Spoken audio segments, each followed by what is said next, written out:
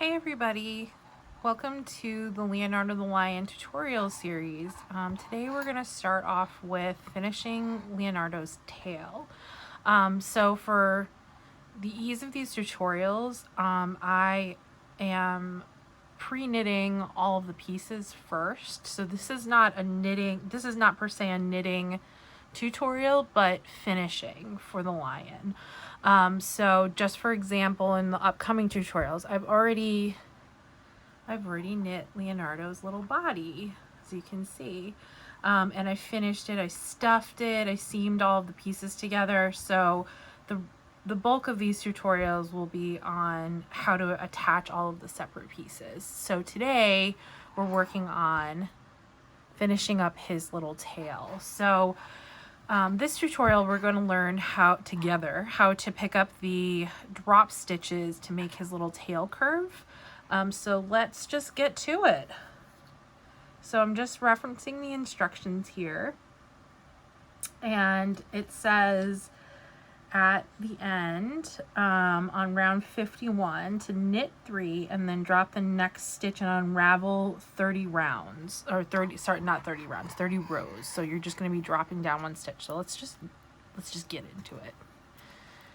And this sounds a lot scarier than it actually is, but I'm going to show you how to make it easy. And an upgrade from my last set of tutorials is I got a ring light, so hopefully this will be nice and clear for everybody. And please let me know if I can do anything better to make it visually more clear. So I just knit 3 stitches, and I'm using magic loop to knit in a small circumference, but however you like to knit in a small circumference is fine, whether it be DPNs or 2 circular needles or magic loop, which I filmed a tutorial for previously for a different series, but I'll put a note in the iCards to link you back if you want to learn how to do magic loop, because I've used this same US size 4 circular needle for the entire project. Okay, so let's get to drop in. So we're going to drop 30 stitches. So we're just 30 rows. Sorry, I keep saying the wrong thing there. So we're going to drop down in a column. So you're just going to kind of like drop your stitch off, and then you just kind of gently undo your stitches here. You undo this in a column, and you see all of these little ladders that are forming. Those are your rows. So we're going to count until there are 30 of those little ladders. So wool is sticky by nature, so it wants to stay in place. So just pulling them apart can be a little bit of a chore. So if you want, you can take your crochet hook that you're going to use in a few minutes or momentarily. Just kind of help the stitches come out. I'm just going to move these out of the way.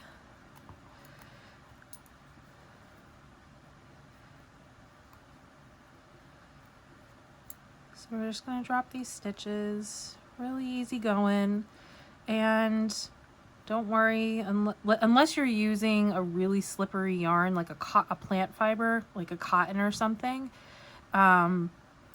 this stitch is not going to go anywhere fast. So just take your time, and let's come back when I have all 30 rows done, so you don't have to watch me agonizingly undoing all of these.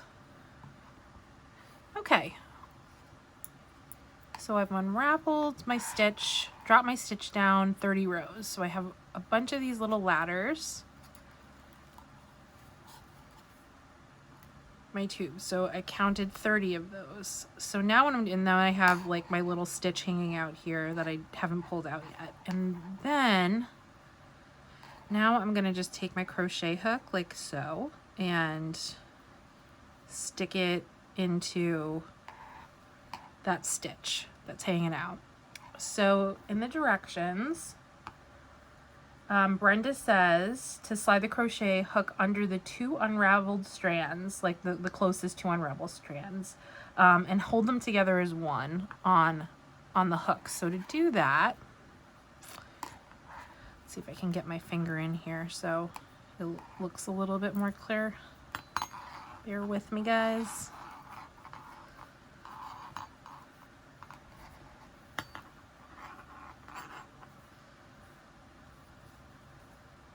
That works. So now what you're gonna do, so let me just make sure that I'm grabbing the right thing. So you're gonna slide your hook under, there's the first loop or ladder, and there's the second one. And you're gonna pull those two together through that stitch. So see how I have like two loops on my crochet hook now? We're gonna use those as one from here on out. So you're just gonna repeat this all the way up. We're grabbing two ladders and pulling them through the loops on your hook. And you're just gonna repeat this all the way up to the top.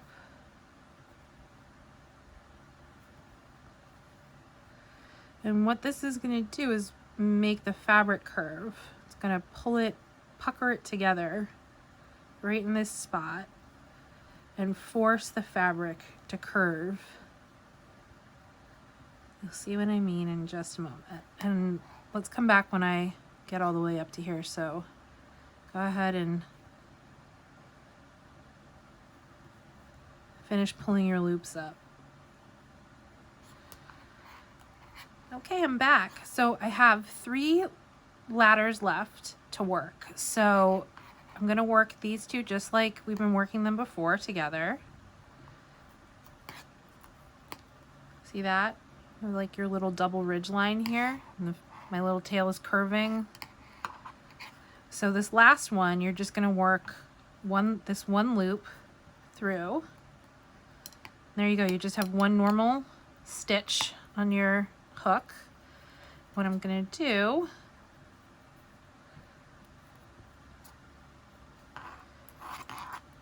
is place that stitch back on my left-hand needle. My crochet hook to the side and work to the end of the round. So I'm at the end of my round here, and this is the bottom of the tail. This is the top of the tail that will attach to the body, to like his little bum. So I left a long tail for seaming because this is the yarn I'm going to use to attach his tail to his body. So the directions now say to stuff his tail. So we don't want to overstuff it because you don't want it to like straighten out too much. So I'm going to stuff his little tail. And then we'll come back for just finishing up the tip of his tail. So I just couldn't resist showing some good tail stuffing footage. So I'm just taking my fiber fill,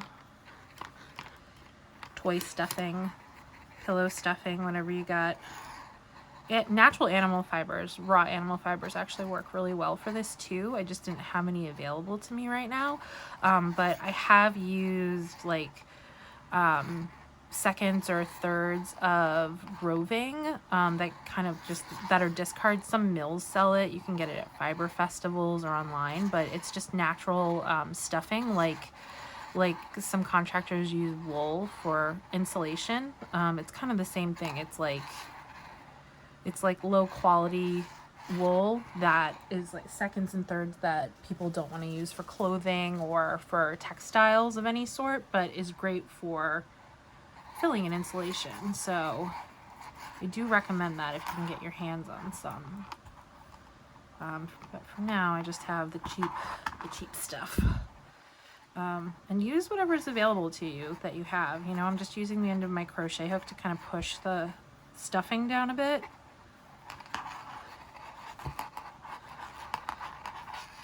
Into his tail, so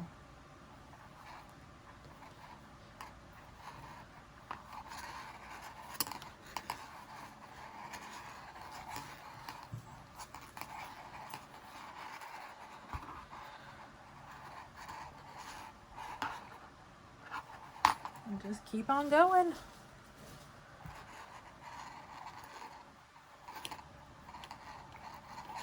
Until it's stuffed as much and as well as you want it to be.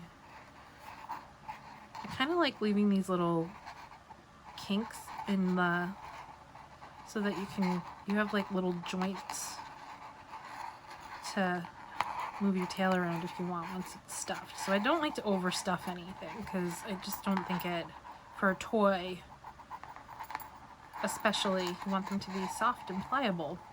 Okay, so stuffed my tail. So let's finish up the tip of it. Now all we're going to do is do some simple decreases. So her next round says knit together to the end. So we're just going to knit every stitch together to the end. There we go. So 6 stitches left on my needle. And now I'm just going to follow her instructions and draw my tail through the remaining stitches on the needle and pull it shut. So here's how I do that. It's just kind of like the top of a hat, same deal, or mitten.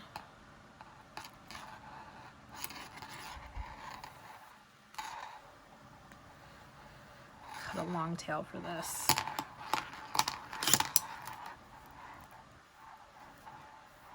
So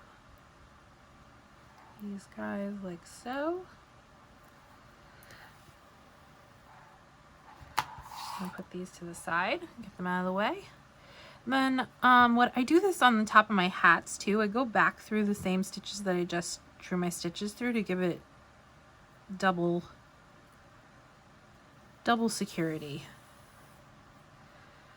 Now the great part about this tail is that it has an opening still at the other end. So if the tip of your tail isn't stuffed as much as you would like it, you can just push the stuffing that's already in there down a little bit to fill up the end, and you can just stuff more into this end if you want, which I might just do. Just a little bit, doesn't need much.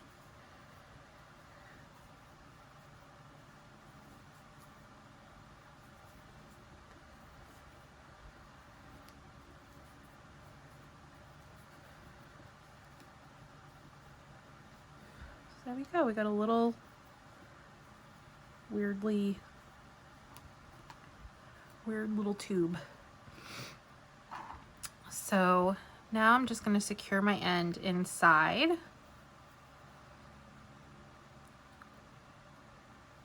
So I'm just going to go through that circle we just created, that little hole. And I'm going to push it through some of the stuffing, my tapestry needle through the stuffing, and then out the fabric like this. We're just going to pull until it's secure. See that? And this isn't going to go anywhere. So I'm just going to take my scissor, trim that end.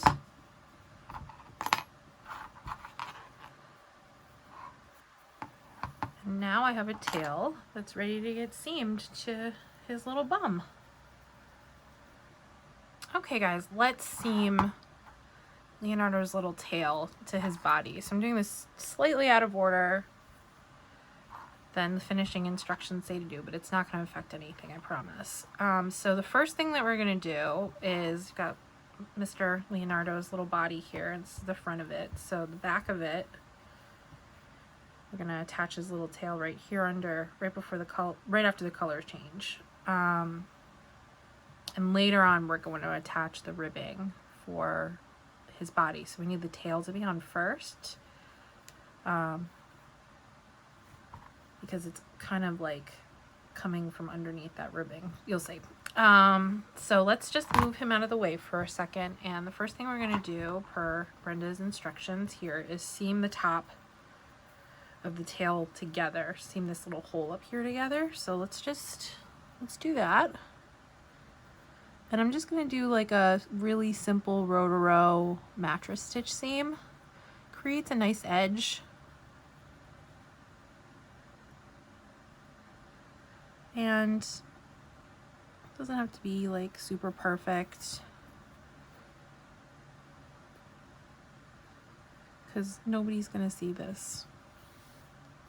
So So even if you wanted to do like a simple whip stitch or a blanket stitch, that would be fine too. But I just think that this like simple Rotaro mattress stitch is the way to go for simple stuff like this.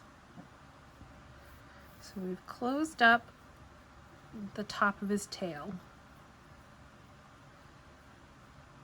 Super.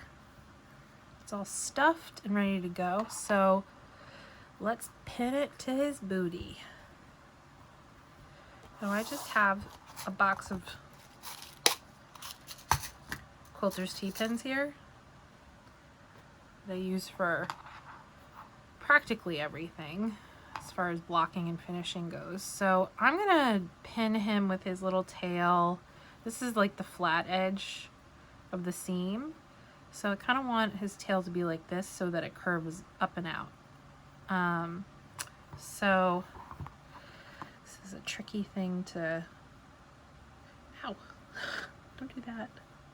So I kind of want his tail right here.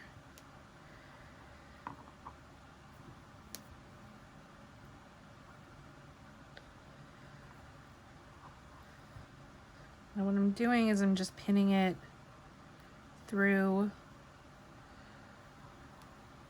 so that it attaches like so. So it's going to give me a little bit of room to sew on. Keeps that like seam above so that I can get into it. Okay. So now I'm going to do, let's try doing the same thing that I did with the actual seam itself. Let's just do kind of like a mattress stitch. Oops, sorry guys. A mattress stitch sort of seam. And once you get going here, sometimes I just take the pin out and hold it with my thumb just to make it a little easier. And also I just don't feel like getting poked, because that's what I do when I sew. I forget that there are sharp points sewing, and often stick myself with neat straight pins. Lots of swearing ensues.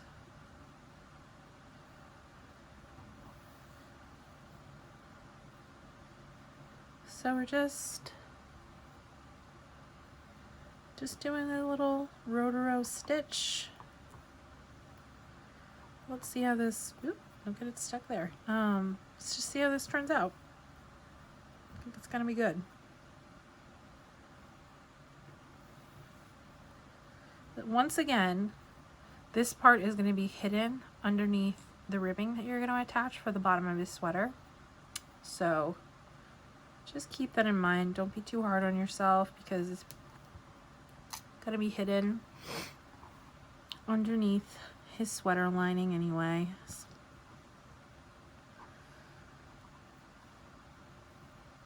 I'm sorry if my camera is shaking. Little feet are hitting my tripod.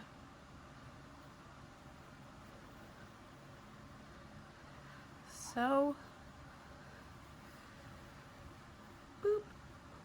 So it's kind of floppy just doing it on this one side. So what I'm gonna do, because I don't really like how floopy his tail is here, it just needs to be a little bit more secure. So I'm gonna turn him around like so and flip his tail up and seam, get his little legs out of the way, and do the same thing on the back side of his tail. I'm gonna do a little mattress stitch so it's not quite so floopy.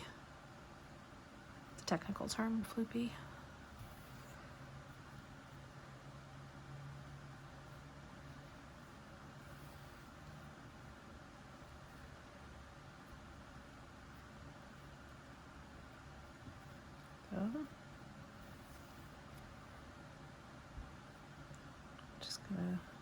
So what I'm doing here is I'm just going under the stitches on his body, on his tail, and just kind of going back and forth.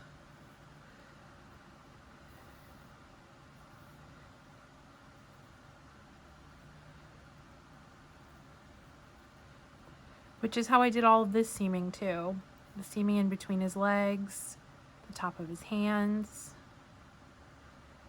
the top of his shoulders, It's all the same type of seaming. It's just a mattress, a row-to-row mattress stitch. Okay, so there it is. So now I'm gonna hide his tail just like I did before. I'm gonna stick it in, sorry, not hide his tail, hide the tail of the yarn inside of his tail. So just gonna pull it through like so, just like I did before. Give it a little yank. Not gonna go anywhere. It's gonna stay right where it is. And then do is you pull on the yarn just slightly before you snip it so that it retracts right back inside the work. So there you go. There's Leo's little tail. Doop. Looks kind of gross like that, but